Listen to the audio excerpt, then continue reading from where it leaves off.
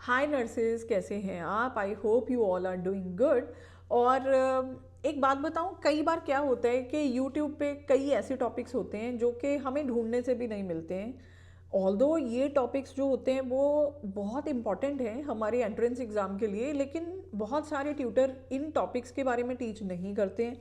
शायद ऐसे लगता है कि इनमें बहुत ज़्यादा व्यूज़ नहीं आएंगे, लेकिन मेरे पॉइंट ऑफ व्यू से हर टॉपिक को इम्पोर्टेंस देना बहुत ज़रूरी है।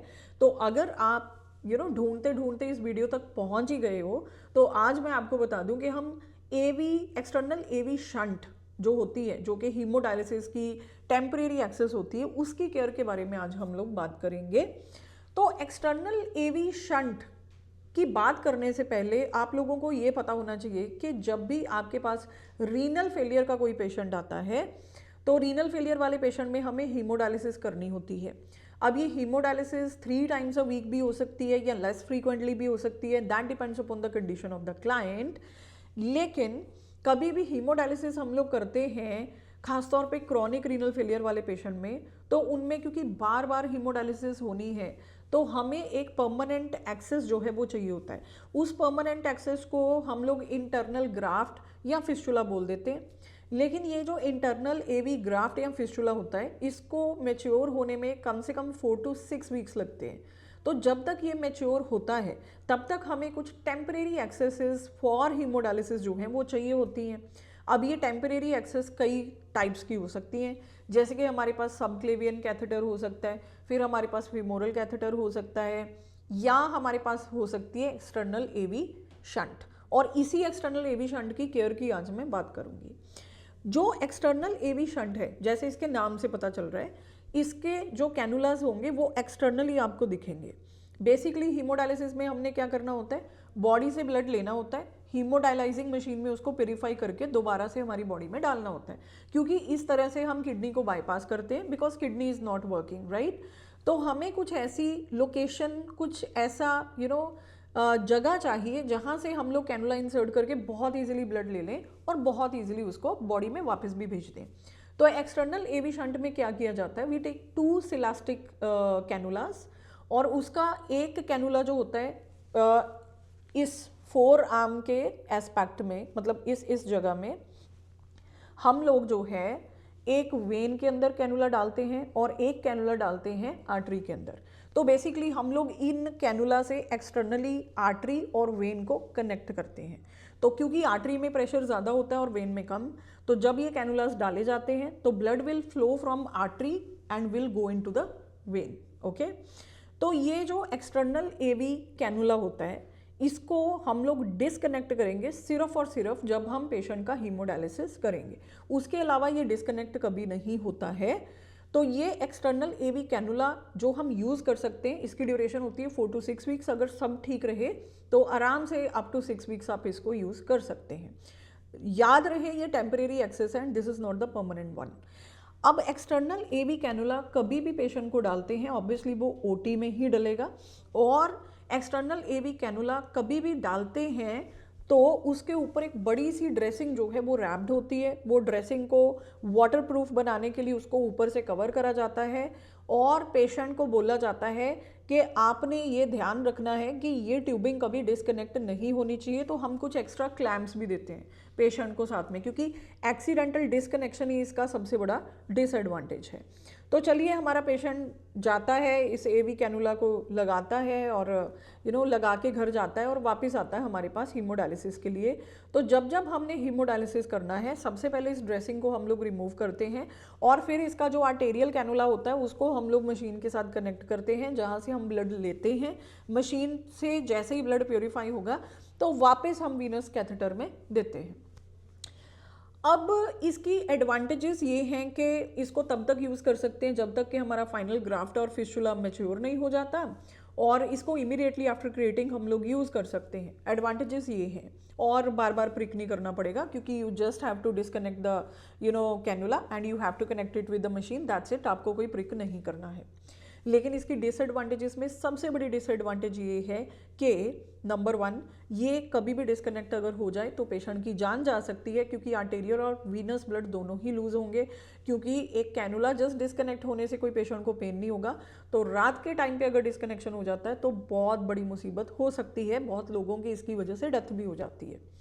सेकेंड जो इसमें प्रॉब्लम हो सकती है वो हो सकती है इन्फेक्शन की, क्योंकि स्किन के को भेद के आपने अंदर आर्टरी और वेन में सीधा कैनुला जो है वो डाला है, तो कैनुला इंसर्शन साइड पे इन्फेक्शन हो सकता है, तो इस चीज़ का ध्यान रखना चाहिए। और बहुत सारा ब्लड कई बार आर्टरी वाली साइड से निकल के वीनस साइड में भी जा सकता है, तो ये भी इसका एक डिसएडवांटेज जो है वो हो सकता है। जैसे कि मैंने आपको पहले भी बताया कि ये जो कैथेटर है ये पर्टिकुलरली हीमोडायलिसिस के लिए ही यूज़ होना चाहिए, इसकी और कोई भी यूज़ नहीं होती है। और नर्सेज को ये बहुत ध्यान में रखना है कि अगर इस आर्म में हमने एक्सटर्नल एवी कैथेटर जो है वो डाला हुआ है तो आपने इधर ब्लड प्रेशर नहीं लेना है, कोई भी इधर मेडिकेशन भी नहीं देनी है, पुश करनी है, और इधर से कोशिश करें कि कोई ब्लड सैंपल भी ना ले। तो इधर इस वाली बाजू में कोई भी प्रोसीजर जो है वो नहीं होना चाहिए। इसके बारे में हम पेशेंट को भी एडुकेट करते हैं, क्योंकि कई बार क्या होता है कि पेशेंट फुल स्लीव शर्ट पहनता है और नीचे ड्रेसिंग है, सामने वाले हेल्थ केयर वर्कर को नहीं पता है, ठीक है, कि ये है। अब पेशेंट को ये बताना होता है कि आप इधर से मेरा बीपी नहीं ले सकते हैं because I have this thing on my arm. तो ये हम पेशेंट को एडुकेट करेंगे। इसके साथ साथ जब भी हमने हीमोडायलिसिस मशीन के साथ इस एवी कैथेटर को कनेक्ट करना होता है तो नर्स की ये ड्यूटी होती है कि सबसे पहले हम लोगों को उस कैथेटर को टच करना है। टच करना है, ये टच करने में वार्म होना चाहिए और दिखने में कैसा होना चाहिए, इसमें ब्लड चलते रहना चाहिए, दिखने में ये बिल्कुल रेड कलर का होना चाहिए कि ब्लड इज गोइंग ऑन। और जब आप इसको टच करते हो तो ये वार्म टू टच होना चाहिए, कोल्ड टू टच नहीं होना चाहिए। अगर इंस्पेक्शन के टाइम पे आपको ये रेड ना दिखे, इसमें वाइट कलर के फिब्रिन फ्लेक्स दिखें, या इसमें ब्लड सेल्स और प्लाज्मा सेपरेटेड है, क्लॉट्स दिख रहे हैं आपको, तो दिस इज एन इमरजेंसी। आपको इमीडिएटली डॉक्टर को इन्फॉर्म करना है, क्योंकि अगर ये कैनुला ब्लॉक होता है तो डिस्टल जो एक्सट्रीमिटी है यानी कि हैंड, उसकी सर्कुलेशन कॉम्प्रोमाइज़ हो सकती है। तो हमेशा हमेशा पेशेंट को भी ये चीज़ बोलना है कि अगर आपका हाथ ठंडा होने लग जाता है, अगर उसमें पेन होनी शुरू हो जाती है, अगर उसका कलर चेंज होके पीले रंग का हाथ होने लगता है या ब्लूइश डिस्कलरेशन होने लगती है, तो आपने इमीडिएटली हमारे पास क्लिनिकल्स में रिपोर्ट करना है, क्योंकि अगर हम इसको जल्दी रिट्रीव नहीं करेंगे तो डिस्टल एक्सट्रीमिटी से हमें हाथ धोना पड़ेगा, उसका नेक्रोसिस हो सकता है। हमने कैपिलरी रीफिल टाइम भी चेक करना है और इस ड्रेसिंग को भी चेंज कर सकते हैं जब भी ये सॉइल हो जाए, या जब आपका पेशेंट हीमोडायलिसिस के लिए आता है उस टाइम पे आप इसकी ड्रेसिंग चेंज कर सकते हैं। इसके साथ साथ हम लोगों को स्टेथोस्कोप से इस कैनुला के ऊपर रख के ऑस्कल्टेट करना है, और जो साउंड आपको एक वुशिंग साउंड सुनाई देगी, जैसे ब्लड चलता है ना इस कैथेटर के अंदर, तो आपको एक वुश वुश वुशिंग साउंड सुनाई देगी, इसको हम लोग बोलते हैं bruit. Bruit should be auscultated and thrill should be पाल्पेटेड।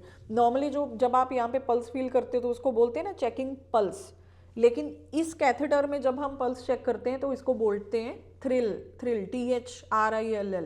तो आपने देखना है कि thrill is palpable and bruit is auscultated.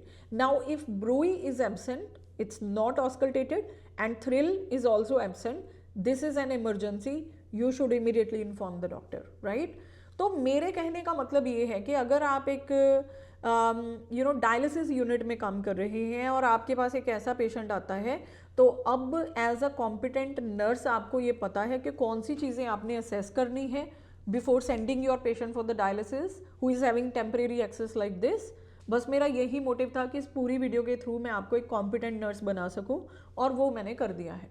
अगर आपको मेरी NCLEX RN REX PN NORCET DHA CBT preparation classes join करनी है, क्योंकि ऐसी नॉलेज हम अपनी क्लास में रोज़ ही आपको प्रोवाइड करते हैं, तो आप मेरी क्लासेस ज्वाइन कर सकते हैं। नंबर मैं डिस्क्रिप्शन में दे रही हूँ, और ऐसे ही मज़ेदार टॉपिक्स के साथ मैं आगे भी आपके लिए आती रहूँगी।